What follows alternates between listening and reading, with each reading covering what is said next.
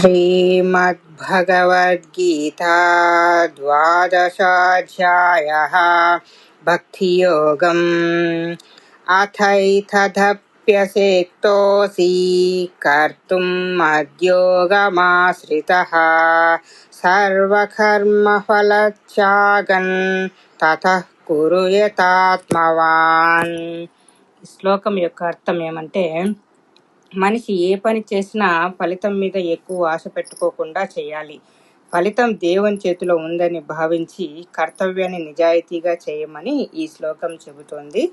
Thank you for watching. Please subscribe my channel.